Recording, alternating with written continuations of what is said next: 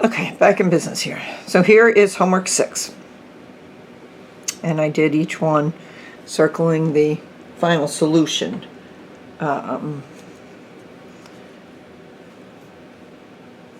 So the first two, I multiplied the top here by 7 and by -3 to eliminate the y's.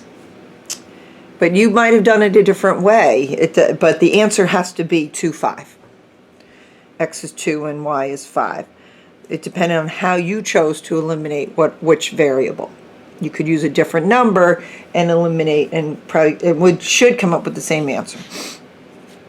Okay, same with number 2. I chose to eliminate the y's in the middle by multiplying the top by 2 and the bottom by 5 to get the negative and the positive 10.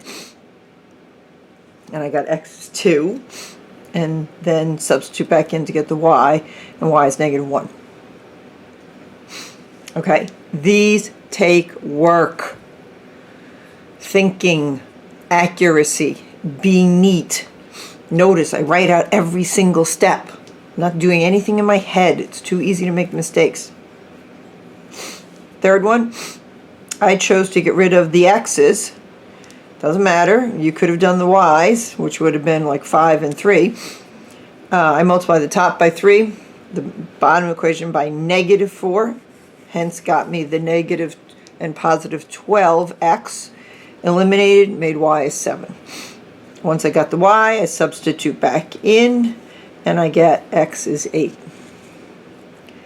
Again, guys, it doesn't matter which way, who you choose to eliminate first. Just the accuracy is what counts. And number 8. 8 I'm not crazy about because you do get a fraction answer, which I guess it happens. Okay? If you need to go back and look at it, you go back and look at it. All right? Next page is the word problems. Okay? Up on top, my let statement. X is going to be the lesser, y will be the greater number. These are the answers, okay, after figuring it out. The sum of the two numbers is 30, and then 3 times the sum of the greater number, which is y. I chose y to be greater. 3 times the lesser and add the greater makes 54. So there's my 2 number sentences, and now eliminate them. I will tell you, the word problems are challenging. Got to think them through. They can be challenging. Take your time. Think. Number 6. This is a classic Regents question. Shopping at a Savers Mart. Lisa buys her children 4 shirts and 3 pairs of pants. That costs $85.50. The next day, she buys 3 shirts and 5 pants, and that costs $115. There's your two number sentences. You just don't know what the cost of the shirts and the pants are. So X will represent the cost of the shirts, Y is representing the pants. Make your 2 number sentences. Granted, when you're multiplying here to eliminate, I went with eliminating the X's. Multiplied by 3 and -4. Changes the equation over here. Eliminates, solve. So I solved for Y. I got the cost of the pants first, and then I went and substituted in to get a cost of the shirt. Got it? Next one. An amusement park charges admissions, right? Okay, admission plus 2 rides costs $10. Admission plus 5 rides costs $16. So admission plus 2 rides, admission plus 5 rides. Admission being the X and Y being the rides. There's your 2 number sentences. How would you solve them? Multiplied by the -1 to eliminate the X. I got Y, which is number of rides. And then, cost of rides, $2 for each ride, and admission being $6.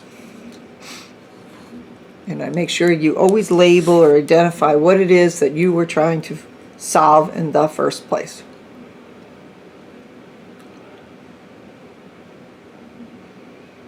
If I went too fast, you got to go back and, pause it or stop it and rethink. Okay, guys, the next 2 sets, I'm going to stop here. But the next 2 sets are 7 is a practice sheet or a practice packet area, like this whole thing. This is going to take you days to do. And then practice 8. You just need practice with this, okay? 9 is another practice area, and there's a task page, which is a good lesson. 9 is a review packet. All of these, nothing is new. From 7, 8, and 9, it's pure practice. So I will put up those answers shortly, but I will not put up the task answers for lesson 9. I might have you hand that in to be given a real grade. I want to see how well you do on that lesson 9. Okay? Okay, this lesson 9 is a review. There's another task lesson 9. It's called, tasks. It's like 3 or 4 word problems. All right, so I'm going to stop it here, and then we'll start up again.